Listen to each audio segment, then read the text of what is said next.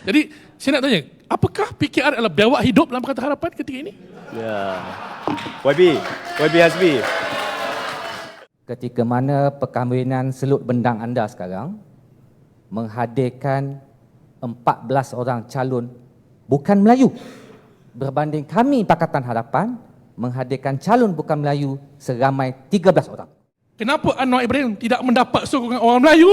Kerana orang Melayu tak buta, tak bodoh melihat siapa abang besar dalam Pakatan Harapan.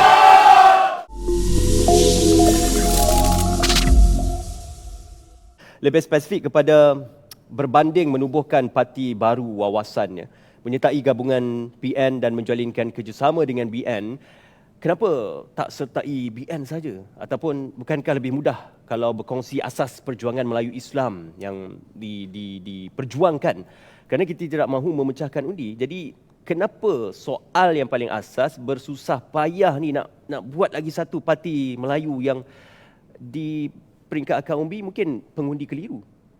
Ya, sebenarnya ada satu salah faham ataupun kekeliruan besar melibatkan kefahaman identiti dan falsafah Parti Wawasan Negara. Kami bukan parti Melayu. Parti Wawasan Negara adalah parti yang bercitrakan perlembagaan Malaysia. Komposisi keahlian dan kepimpinan Parti Wawasan Negara adalah pelbagai kaum. Presidennya Melayu, Islam, timbalan kami Cina. Kami ada 2 naib presiden Cina. Dan ahli majlis tinggi pun bercampur. Ada Melayu, ada Cina, ada India, ada Kadazan, ya, ada daripada Sabah. Jadi dari segi itu Parti Wawasan Negara bukan mirip UMNO maupun PAS. Dan kami tidak pecahkan undi Melayu sama sekali. Kerana apa? Kerana kami berada dalam gabungan Perikatan Nasional. Dan penubuhan Parti Wawasan Negara bukan bertujuan untuk memecahkan undi Melayu. Penubuhan Parti Wawasan Negara adalah untuk merangkul lebih banyak undi atas pagar golongan pertengahan yang mungkin di sebelah pantai barat khususnya berdepan dengan kesukaran untuk mengundi Perikatan Nasional. Ini benda yang telah pun PAS, Presiden PAS sendiri, Tan Sri Tuan Guru Haji Abdul Hadi Awang menjelaskan dalam kongres kami di Tanah Merah baru ini, yang mana beliau berkatakan kenapa kami semua ahli parlimen yang telah dipecat, digantung daripada bersatu perlu masuk dalam Parti Wawasan Negara kerana kita nak memperkuatkan soft gabungan Perikatan Nasional itu sendiri. Jadi we are going to the center sebenarnya. Daripada right to the center atau center right lah lebih kurang. Jadi kami nak makan pasaran PKR dan Amanah dan juga DAP yang mana akan menolak Pakatan Harapan, kecewa dengan Pakatan Harapan. Kami nak makan pasaran-pasaran inilah undi-undi yang mungkin kita akan dapat insya-Allah dalam Negeri Sembilan khususnya. Ini pertama kali kami bertanding. Tapi parti baru, orangnya lama. Ramai otai-otai veteran dalam bersatu yang masuk dalam wawasan. Jadi kami bersedia berdepan dengan cubaan ini insya-Allah. Berbalik kepada YB Wan Ahmad Faisal, nama Perikatan Barisan Nasional yang menggambarkan kerjasama antara Perikatan Nasional dan Barisan Nasional dicadangkan oleh Datuk Seri Hamzah Zainuddin. Dan beliau berkata nama itu dicadangkan supaya orang ramai tidak keliru dengan sebutan PNBN dan singkatan PBN lebih ringkas serta mudah diingati. Namun, Datuk Seri Dr. Ahmad Zaid Hamidi menjelaskan cadangan tersebut belum pernah dibincangkan secara rasmi antara kedua-dua pihak. Tidakkah ini agak keterlaluan dan berlebih-lebihan, YB? Tidak. Sebenarnya Datuk Seri Hamzah hanya berseluruh dalam berceramah.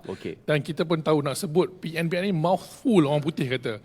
Ya, PNBN. Jadi dua-dua itu pun, dan saya pun beritahu dalam ceramah saya, nama perikatan pun Barisan Nasional pernah hadir dalam tu dulu. Malah UMNO adalah antara pengasasnya. Jadi walaupun berbeza, cuma konteksnya ialah kenapa saya rasa Datuk Hamzah begitu bersemangat dan begitu jujur dan ikhlas untuk melontarkan cadangan sebegitu. Kerana kalau lihat kemenjadian hubungan atau muafakat antara Barisan Nasional dan Perikatan Nasional ini, antara insan yang penting yang menjadi memungkinkannya adalah Datuk Seri Hamzah Zainuddin.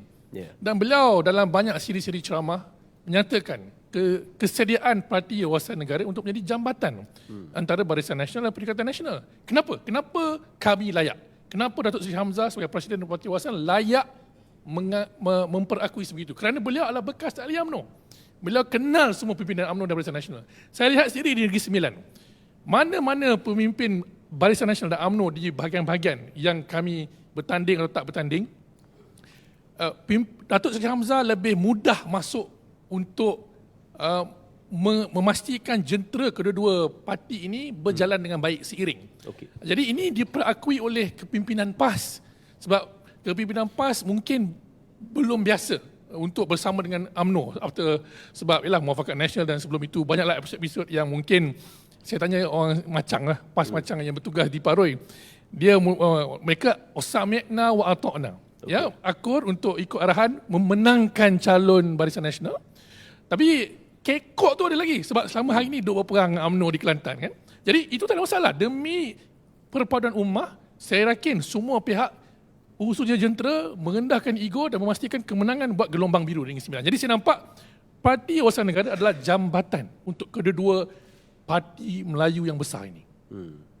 Ada masa lagi, Wabi? Ya. Jadi saya nampak istilah tersebut sudah tentu perlu diperincikan, dibawa ke dalam mesyuarat, rundingan.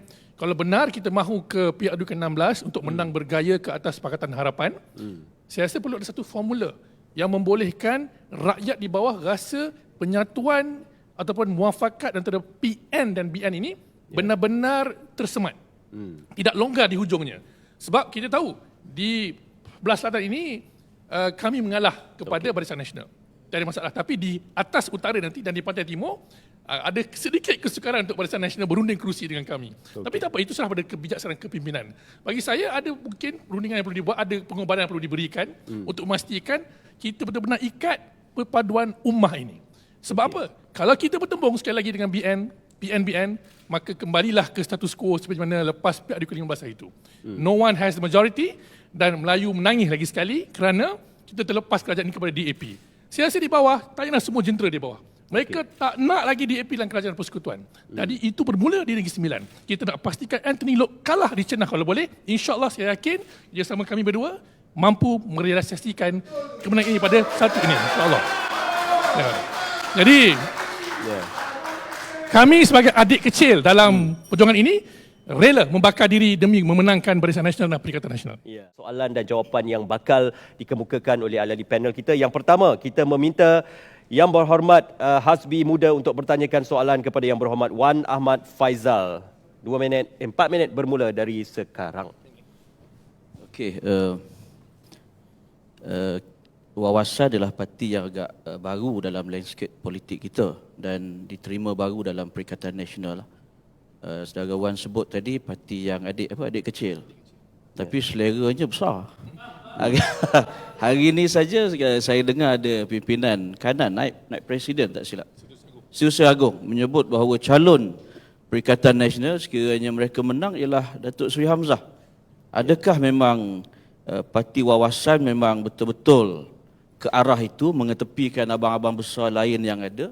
Ataupun apa di sebalik ucapan itu? Sebab ada juga satu lagi yang disebut tu, dia kata kita tak nak, kita nak wajah-wajah baru. Jadi mengetepikan abang-abang besar, pimpinan abang-abang besar yang dah ada tu. Silakan. Ya. Terima kasih Saudara Azbi, sahabat saya. Masa student dulu kami sama-sama demo jugalah. Ya. Baik, soalan yang menarik. Apakah Datuk Seri Hamzah tidak layak menjadi salah seorang calon Perdana Menteri untuk Malaysia sebagai presiden sebuah parti?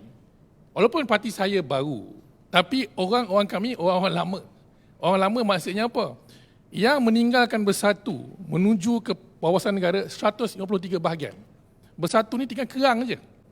Orangnya, generalnya semua sudah berhijrah ke Parti Wawasan Negara. Jadi dari segi itu, ketumbukan Parti Wawasan Negara bukanlah baru dari segi pengalaman.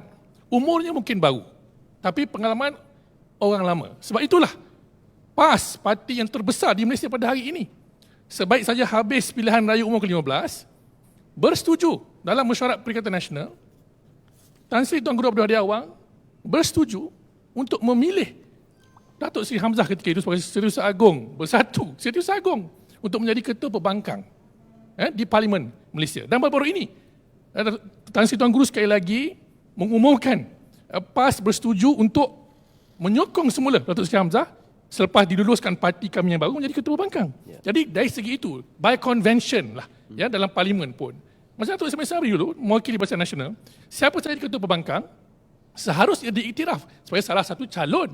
Walaupun pendirian kami dalam Perikatan Nasional, kita serah kepada budi bicara, kuasa prerogatif, dulu yang Mahmud yang di-Pertuan Agong. Okey. Jadi siapa saja yang memiliki majoriti selepas habis perang pihak 2016, parti-parti ini haruslah bermesyuarat dan berunding dan mempersembahkan nama. Kalau Tuanku minta 3, bagilah 3 nama.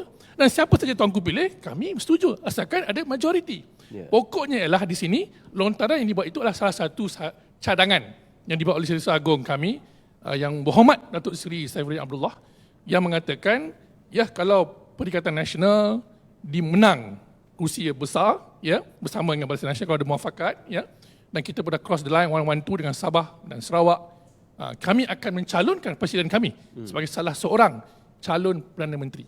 Walau bagaimanapun itu bukan keutamaan kami. Kita tak bincang dan tak tuntut pun. Tidak ada sebarang usul, tak seperti Bersatu yang buat, ya, Tan Sri Muhyiddin adalah poster boy Bersatu dan Perikatan Nasional. Kami tak pergi ke arah itu. Jadi kami nak menangkan gelombang biru di Negeri Sembilan, di Melaka, dan seterusnya kita bersama-sama bergerak ke Putrajaya dan kita birukan Malaysia semula menjadi sebuah negara yang makmur dan sejahtera. Rakyat semakin letih dengan pertukaran pendirian ahli-ahli politik. Ya. YB. Apa jaminan bahawa selepas PRN nanti wakil rakyat yang dipilih tidak akan sekali lagi bertukar sokongan atau membentuk gabungan yang tidak pernah dimandatkan oleh pengundi? Ini komen. Ya. Baik, di peringkat Perikatan Nasional, kita kalau lihat PAS khususnya, ya, disiplin untuk memastikan kita ikut apa mandat yang telah diputuskan oleh rakyat itu memang ada. Okey. Maknanya insya-Allah bila kita bertanding di bawah Perikatan Nasional dengan pengurusinya pun daripada PAS, disiplin yang PAS telah institusikan dalam ke atas wakil-wakil rakyatnya, juga kami di peringkat Parti Awasran Negara mencontohi, mengadaptasi. Jadi kita memang ikhlas dan jujur untuk melihat keberjayaan kerajaan Barisan Nasional Negeri Sembilan, yang mana insya-Allah kami akan menang beberapa kursi dan menyertainya. Jadi kita tak nak kerajaan Barisan Nasional Negeri Sembilan ini seperti telur di hujung tanduk. Sebab itu kami merayu kepada semua pengundi-pengundi, khususnya pengundi muda, 1 Ogos ini jangan bazirkan undi dengan Parti Merah. Jangan. Sebab Parti Merah hanya akan bawa balik kepada status quo yang lama. Untuk ubah dan stabilkan NIS 9, kena undi gelombang biru. Ya, sebab Parti Biru ini dah biasa mentadbir, dan Parti Biru tidak ada parti toksik dalam itu. Jadi insya-Allah saya yakin semua kaum boleh terima Parti Biru seperti mana dia adakan di Johor. Alright. Jadi saya nampak ini disiplin dalam PAS dulu. Dia bawa budaya yang PAS dah tarbiyah dia dulu dalam amanah. Orang jemaah kan, ya, insya-Allah. Jadi saya nak tanya, apakah PKR adalah biawak hidup dalam Pakatan Harapan ketika ini? Ya. YB Hasbi. YB Wan Ahmad Faizal ni dia nakal. Dia dalam soalan dia suka mengungkit kisah-kisah lama. Jadi mungkin boleh ada kisah lama yang nak diungkit lagi? Sebagaimana saya, saudara Wan juga ialah kader daripada PAS. Jadi kita pun tak nafikan jasa dan PAS itu ada pada kami dan ramai pemimpin muda. Dan itu bukan isu lah. Cuma kalau soal biawak hidup dan sebagainya, saya ingat ialah mana-mana parti pun dia ada pergolakan. Even Bersatu sendiri pun timbalan presiden keluar meninggalkan parti. Keadilan pun timbalan presiden keluar menubuhkan bersama. Tapi keluar itu apa motif utama? Kalau macam tadi disebut tak nak kacau market Melayu, tapi kemudian Melayu juga. Kan, kemudian banyak isu-isu yang dimainkan itu lebih kepada soal perkauman, dan itu bagi kita membahayakan kita lah. Dan kalau ditanya saya ke mana hilang kepimpinan, saya ingat Pakatan Harapan ini tidak bergantung kepada tokoh tertentu. Ada yang tanyakan, Rafizi ada dalam ketumbukan PKR, maka kita dapat besar. Saya ingat tak betul juga. Sebab dalam pilihan raya 2022 umpamanya, kalau kita tengok dari segi pola peralihan pengundi, 2013 undi yang Pakatan Rakyat dapat sebenarnya lebih daripada undi Barisan Nasional. Kita 50%, Barisan Nasional 47%. Tapi diselamatkan oleh kerusi-kerusi di Borneo yang pengundinya kecil. Ya. Dan kejayaan Datuk Seri Najib, Barisan Nasional pada waktu itu ialah memecahkan Pakatan Rakyat. PAS keluar daripada Pakatan Rakyat. PAS bawa lagi 2 juta pengundi. Maknanya kami yang ada 5 juta ini patut tinggal 3 juta lah. Tapi gelombang rakyat, dia tak melihat itu. Maknanya pengiraan matematik politik ini tak sama dengan apa yang kita faham. 3 juta yang tinggal itu ditambah dengan gelombang rakyat dan majoritinya orang Melayu. Ya. Yang nakkan perubahan. Maknanya daripada 5 juta tadi kami kekal dan bertambah kepada 5.6 juta.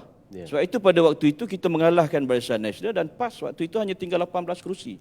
Kemudian sama juga bila kita berada dalam Pakatan Harapan dengan Bersatu, kita ada 5.6 juta. Ya. Di Barisan Nasional ada dalam saya ingat 4 juta, PAS ada 2 juta. Undi daripada Bersatu beralih kepada PAS. Baik. Maknanya kami yang 5.6 juta tadi hilang 2 juta ataupun 1.5 juta. Kami patut tinggal dalam 3 juta. Tetapi gelombang rakyat dalam pilihan raya 2022, ramai yang nakkan Datuk Seri Anwar menjadi Perdana Menteri dan sebahagian besarnya juga orang Melayu pada waktu itu. Maka walaupun beralih Bersatu pergi kepada PAS, 5.6 juta yang kami dapat 2018 itu hilang 100,000 saja. Maknanya kami kekal dengan 5.5 juta dan kami muncul sebagai coalition yang terbesar. Sekarang ini betul lah gelombang biru dan sebagainya kata, oh kononnya ada ketumbukan Melayu nak bersatu. Saya nak tanya jugalah pada kawan-kawan kita. Kalau soal penyatuan ummah, habis Bersatu tu bukan ummah. Kan? Dan kami yang dalam Pakatan Harapan yang kepimpinan Melayu, keadilan Datuk Seri Anwar Ibrahim, Abang Mat Sabu, kami bukan ummah. Kan? Jadi saya nampak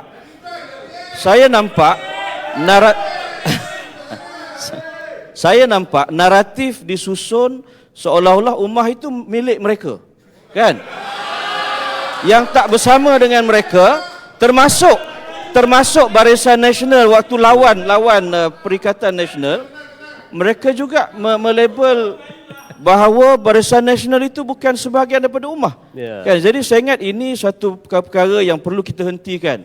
Pemimpin muda, sahabat saya, saudara Wan, kita hentikan benda itu. Kita bincanglah soal prestasi, soal perkara-perkara yang berkait dengan pindaan perlembagaan sekiranya boleh dibuat. Ya. Saya ingat itu lebih berhasil, lebih produktif untuk wacana politik kita. Ya.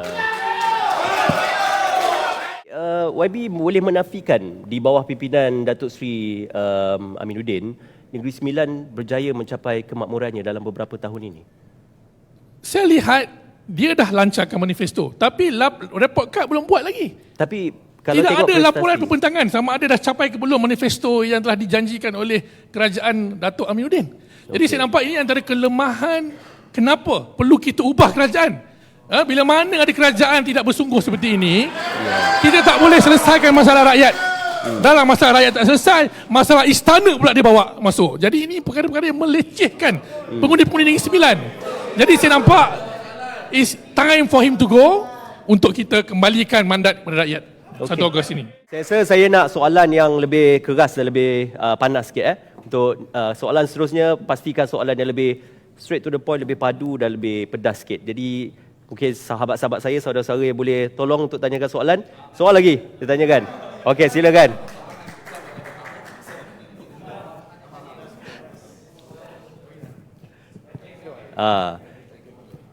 Membawa amarah tak apa, tapi dengan laras bahasa yang betul lah. Saya nak tujukan soalan ni pada rakan kita ni lah, Parti Wawasan yang baru YB . Okey, baik. Soalan saya itu ialah nak menjurus straight forward kepada siapakah yang menjaga Melayu. Kalau kita nak analogikan pada pilihan raya di Negeri Sembilan ini.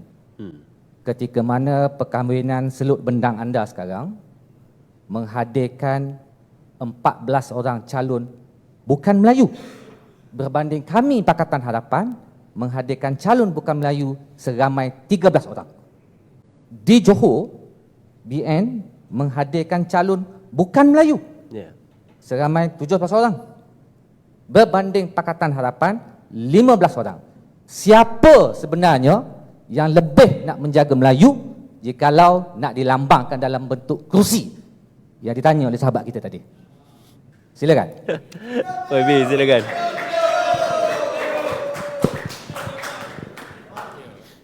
Bang, abang kena datang pakai baju Melayu lepas ni bang. Saya rasa dalam soal ini bukan masalah jumlah calon. Dia bukan masalah jumlah calon. Sabar. Sila Wabi. Isunya Sila jawab, Wabi. ialah, saya rasa pendirian pimpinan dalam Perikatan Nasional dan Barisan Nasional pun jelas. Orang bukan Melayu macam mana kita nak buat kawan? Yang kita nak angkat jadi pemimpin. Mestilah pemimpin daripada golongan yang tidak ekstrim. Yang menghormati rukun negara. Yang menghormati institusi Raja-Raja Melayu. Berbeza pandangan itu biasa. Gerakan ada champion isu UEC. BN, MCA pun ada bawa isu UEC. Tapi bila kami berunding, duduk dengan mereka, jelaskan pendirian PAS, pendirian Parti Wawasan, pendirian UMNO, mereka tahu dan beradab untuk berbeza pandangan. Berbeza dengan DAP. DAP, saya bawa contoh dalam RN Johor itu. Macam mana Menteri DAP Ngah Komeng boleh belasah Menteri UMNO di depan dalam kempen. Itu dah langgar collective responsibility. Ya? Jadi, macam mana kita, itu beza BN dan PN dalam berkawan. Kita ajak adab dan adat kepada orang Melayu bersama dengan BN dan PN. Berbeza dengan dalam Pakatan Harapan. Baik. Sebab abang besar Pakatan Harapan adalah DAP.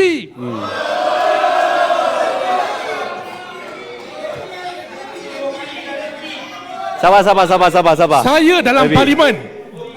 Saya duduk dekat dengan Lim Guan Eng. Dalam parlimen. Okey. Dia ada good cop, bad cop.